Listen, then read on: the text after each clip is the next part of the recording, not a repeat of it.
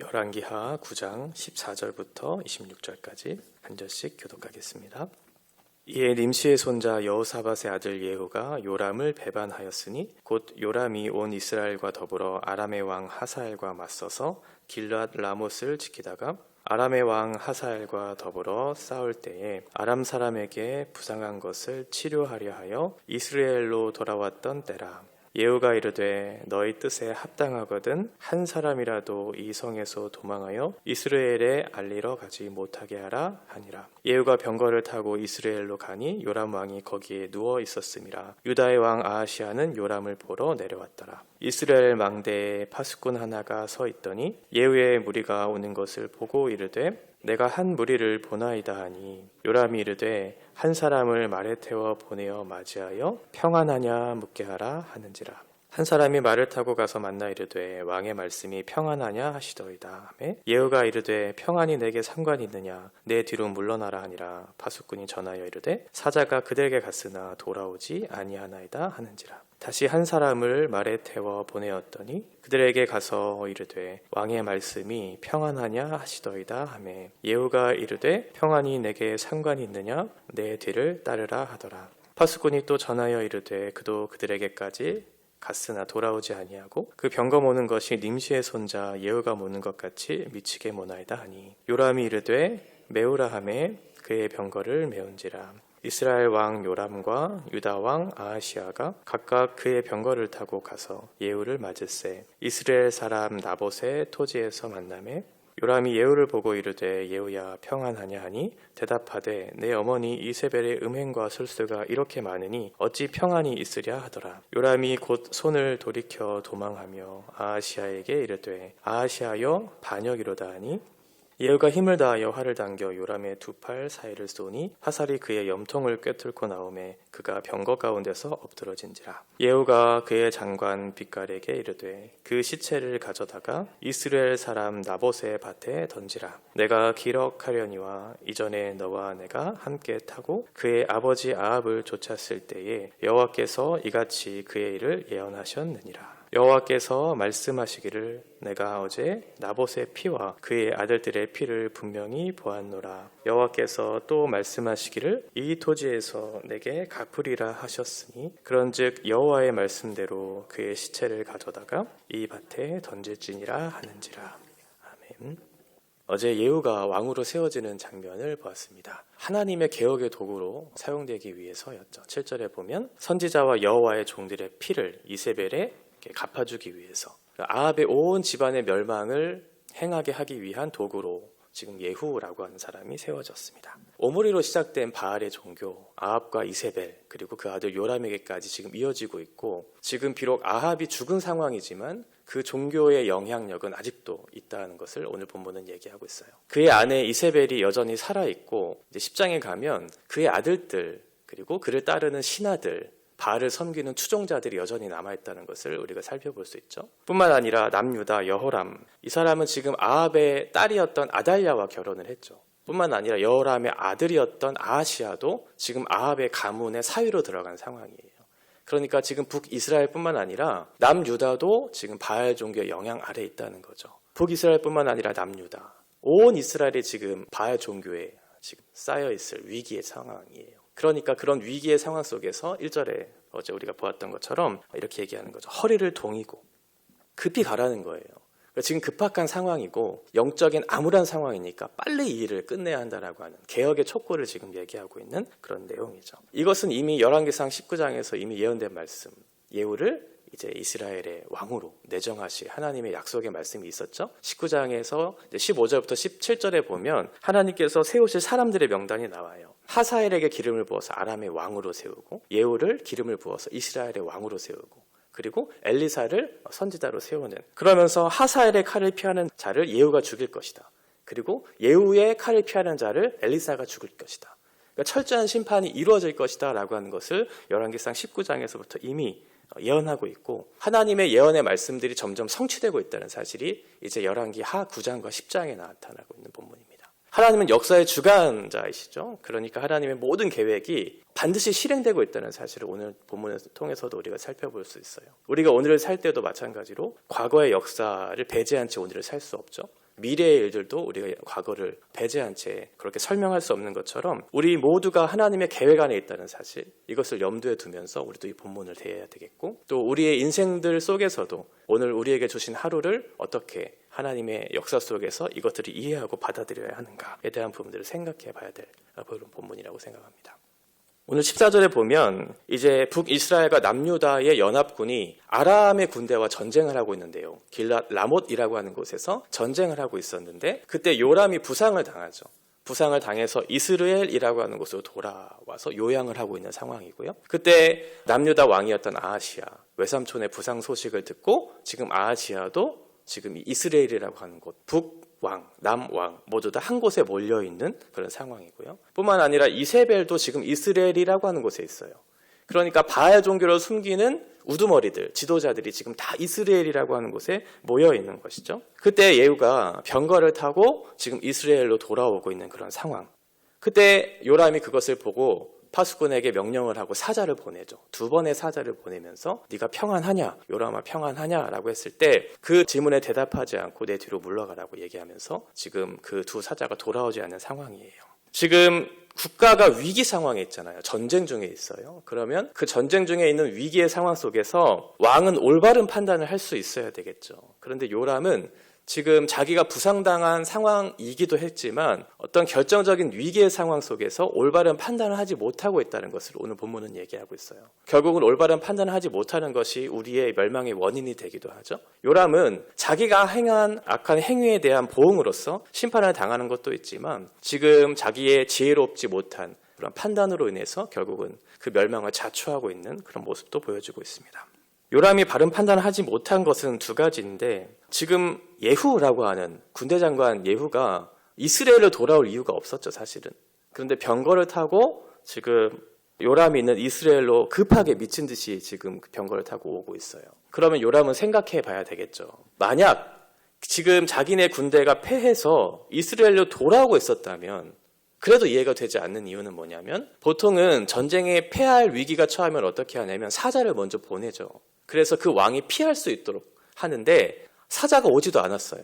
그리고 어떠한 소식도 있지 않은 상황에서 군대 장관 예후가 자기가 자기의 군대를 이끌고 지금 이스라엘로 미친 듯이 달려오고 있는 상황이에요. 그럼 의심해 봐야 되겠죠. 무슨 일이 있었을까? 그래서 사자를 보내요. 2번의 사자. 2번의 사자를 보내고 난 이후에 그 소식을 듣고 어떠한 일인가를 판단했어야 됐는데 2번의 사자가 돌아오지 않았어요. 그러면 지금 무슨 일이 있구나 라고 하면서 그 성 밖을 나가서는 안 되는 상황이었죠. 그런데 요람은 어떻게 했냐면 부상을 당한 몸을 이끌고 병거를 타고 아하시아와 함께 요람을 맞이하러 가는 거죠. 굳이 그렇게 할 필요가 없는 상황에서 합리적인 판단을 하지 못한 거죠. 요람이 예후를 만나서 이렇게 물어요. 평안하냐? 평안하냐? 이 평안하냐라고 하는 이 질문이 앞에서도 그렇고 계속 반복되고 있다는 것. 2 사자를 통해서도 묻는 거죠. 평안하냐? 평안하냐? 샬롬 샬롬. 여기서도 마찬가지로 요람이 예후에게 평안하냐 물어요. 그때 예후가 얘기하죠. 어떻게 평안할 수 있냐? 네 어머니의 음행과 술수가 이토록 많은데 어떻게 평안할 수 있느냐라고 하는 거죠. 여호와를 섬겨야 되는, 하나님을 섬겨야 되는 우리들이 지금 음행과 술수, 이세벨이라고 하는 악한 여자의 음행과 술수에 빠져서 여호와를 버리고 바알을 숭배하는 그런 일을 하고 있는 이 나라가 어떻게 평안할 수 있느냐라고 그렇게 되물으면서 지금 요람이 깨달은 거죠. 아, 예후가 지금 반역을 하고 있구나. 그때서야 깨달은 거예요. 미련한 거죠. 그리고 나서 급히 도망하면서 아하시아에게 얘기해요. 예후가 반역하고 있다. 그러면서 빨리 도망을 하지만 결국은 예후가 쏜 그 화살에 심장이 뚫려서 죽게 돼요. 바로 이 일이 일어난 현장이 어디였냐면 나봇의 토지였다라고 하는 거죠. 아합이 그토록 원했던 그 포도원을 가지려고 했던 그 장소. 그런데 그것을 포기하지 않는, 그래서 이세벨이 그 사람들을 죽이고 나서 얻은 딸이잖아요. 피를 흘린 그 땅에서 결국은 이 아합의 아들이었던 요람이 죽게 되는 일이 생기게 됩니다. 그리고 나서 죽은 시체를 그 나봇의 토지에 던지라고 얘기하면서 이것이 하나님의 예언하신 일이라고 기록하면서 이 단락이 마무리되고 있다는 거예요. 결국 하나님께서 예언하신 말씀의 성취가 지금 일어나고 있다. 예후를 통해서 하실 일들은 결국은 아합의 가문을 멸망하실 것에 대한 예언의 말씀, 그 예언의 말씀이 성취되고 있다. 그 성취의 본문이 바로 열왕기하 9장과 10장에 나타나고 있죠. 9장에서는 요람을 비롯해서 아하시아와 이세벨의 죽음이 기록되고 있고 10장에 가면 아합의 아들들 70명이 죽고요. 그리고 아합을 따랐던 신하들, 그리고 바알을 따랐던 바알을 섬기는 자들, 그러니까 모든 심판이 9장과 10장에서 이루어지고 있다는 거죠. 예후를 통해서 하나님의 개혁이 이루어지고 있다. 우리는 이 본문을 통해서 무엇을 생각해 볼 수 있을까? 저는 두 가지가 생각이 났어요. 기본적으로 하나님은 어떠한 분이신가라고 하는 거죠. 하나님은 어떠한 분이신가? 오늘 본문을 통해서는 하나님은 심판의 하나님이라고 하는 거예요. 우리의 행위에 대한 보응, 그 심판을 내리시는 분. 이스라엘 백성들이 하나님을 배교한 행위에 대해서 하나님은 그저 아무렇게나 넘기시는 분이 아니다라고 얘기하고 있는 거죠. 그 배교한 결과가 어떠한 것인지, 부분적인 심판이 이루어지고 있지 않고 총체적인 심판, 완전한 심판, 이렇게 이루어지고 있다는 사실을 우리가 기억해야 되겠죠. 우리가 하나님 앞에 섰을 때 하나님의 뜻 앞에 우리가 순종해야 되는 이유도 거기에 있겠죠. 우리가 하나님의 말씀을 부분적으로 성취하고 순종하면서 하나님을 무시하면서 배교하는 행위를 하고 있다면 하나님께서는 그것을 그저 넘기시는 분이 아니시다. 26절에 보면 내가 어제 나봇의 피와 그의 아들들의 피를 분명히 보았다라고 얘기해요. 하나님께서 나봇의 피를 어제 봤다는 것은 무슨 의미일까요? 어제의 일이 일어난 건 아니죠. 어제의 일이 일어난 것처럼 생생하게 기억하고 있다는 거예요. 나봇의 피를 하나님께서 기억하고 있다. 하나님은 간과하시는 분이 아니시죠. 반드시 그의 죄에 대한 행위를 심판하시는 하나님이시다. 이 토지에서 갚으리라라고 얘기하고 있어요. 이 토지는 나봇의 포도원이었고 갚으리라라고 얘기된 이 단어가 쉴람이라고 하는 단어예요. 샬롬이랑 좀 비슷하죠. 어근이 같아요. 쉴람, 갚으리라. 이 갚으리라고 하는 이 단어의 뜻은 결국은 끝내다라고 하는 그런 의미가 있어요. 끝내다. 이건 하나님의 정의로운 심판이 이루어진 것으로 인해서 끝낸 그 이후에 찾아오는 샬롬, 평안을 얘기하고 있는 거겠죠. 착취와 지배가 있어요. 불법이 있어요. 사람과의 전쟁이 있어요. 그러면 그 가운데 평안이 없겠죠. 그러면 그 일을 끝내야 되는 거죠. 우상숭배와 탐욕의 죄가 있는 그것을 끝내야 비로소 그때 샬롬이 찾아오는 것이죠. 하나님께서는 그것을 알으셨던 거예요. 정의로운 심판이 이루어져야 하는 이유가 무엇이냐면 그들 가운데 참된 샬롬을 주기 위해서. 전쟁이 있는데 우리 가운데 샬롬이 있을 수 없잖아요. 착취하고 지배하고 불법이 판치는 그곳에 샬롬이 있을 수 없잖아요. 그래서 하나님께서 그것을 이 토지에서 갚으리라, 이것을 끝내리라 라고 얘기하신 거죠. 이 죄에 대한 것들을 끝내야 우리에게 참된 샬롬이 올 것이기 때문에 하나님은 죄에 대해서 반드시 심판하신다. 어제의 일처럼 기억하신다. 우리는 그것을 잊어버리지만 지금 당장 심판이 이루어지고 있지 않기 때문에 하나님은 사랑의 하나님이시고 우리를 결국 용서하실 것이다 라고 하는 그런 마음을 가지고 있지만 그렇지 않아요. 죄에 대해서 하나님께서는 그저 넘어가시는 분이 아니라는 것을 우리는 꼭 기억해야 되는 거죠. 우리가 하나님 앞에 두렵고 떨리는 마음으로 하나님을 경외하는 마음으로 살아야 되는 이유가 거기에 있죠.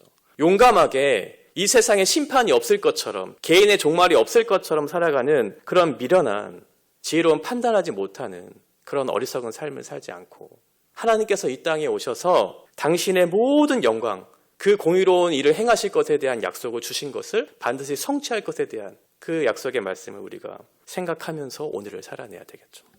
두 번째는 하나님께서 왜 이렇게 잔인하게 심판하셨는가라고 하는, 하나님은 잔인한 분이신가라고 하는 그런 질문이 들어와요.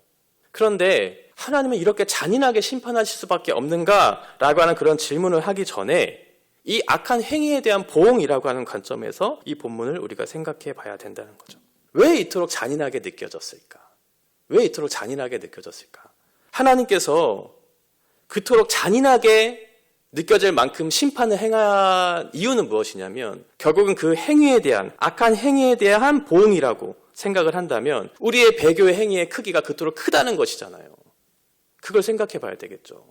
왜 하나님은 잔인한 분이셔? 라고 그렇게 생각할 게 아니고 왜 그렇게 잔인할 수밖에 없을 만큼, 생각될 만큼 하나님은 그렇게 심판하실 수밖에 없었는가? 그토록 우리가 행한 행위가 잔인했다는 거죠. 하나님 보시기에 잔인했다는 거예요. 우리는 생각하죠. 우리의 죄가 그렇게 잔인할 것처럼 크지 않다고 생각을 해요.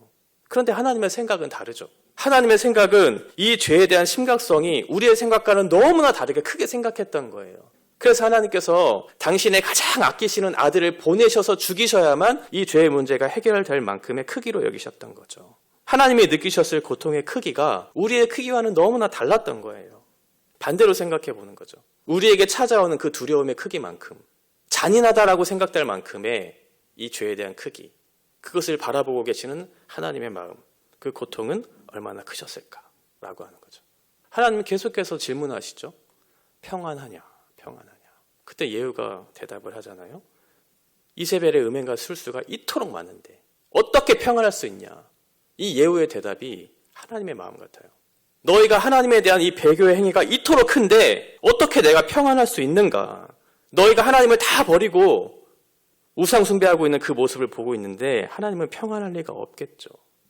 우리의 감정을 먼저 생각할 것이 아니고 왜 하나님은 이토록 잔인하게 심판하실 수밖에 없습니까? 하나님은 그런 분이십니까? 라고 생각하기 전에 우리의 악한 행위를 보면서 우리가 잔인하게 생각할 만큼 심판하실 수밖에 없었던 하나님의 마음, 그것을 헤아려 볼 필요가 있겠죠. 하나님은 사람의 개혁과는 다른 모습으로 개혁을 이루시죠. 개혁의 도구로 사용했던 예후는 정치적이고 영적인 어떤 개혁을 이루는 그런 훌륭한 일을 했지만 결국은 적극적으로 그 일을 단행하지는 못했어요. 나중에 보면 베델과 단에 세웠던 금송아지를 그대로 남겨두면서 우상 숭배를 계속하도록 했다라고 하는 거죠. 그리고 예후의 개혁을 잘 살펴보면 사람을 살리는 방식으로 하지 않았다는 것. 요람은 계속해서 누구를 죽여요. 배신하고 죽이는 방식으로 개혁하고 있다는 것을 우리는 발견할 수 있죠. 요람을 배신했어요. 그리고 10장에 보면 9장과 10장에 보면 이세벨을 죽이는 과정 속에서도 이세벨의 편에 섰던 넷이 두 사람을 배신하게 해서 결국은 이세벨을 죽여요. 그리고 아합의 아들들 70명을 죽일 때도 마찬가지로 그 아들들의 후견인들을 배신하게 해서 결국은 죽여요. 이렇게 죽이는 방식으로 개혁을 이루어내죠. 이게 사람의 방식이었다면 하나님의 방식은 조금 달라요. 하나님의 방식, 하나님의 개혁의 방식은 당신이 대신 죽으셨다는 거예요. 그래서 완전히 끝내셨어요. 그 갚으시는 방법을 복수하지 않으시고 대신 갚으시는 방법으로 그 일을 하셨다라고 하는 거죠.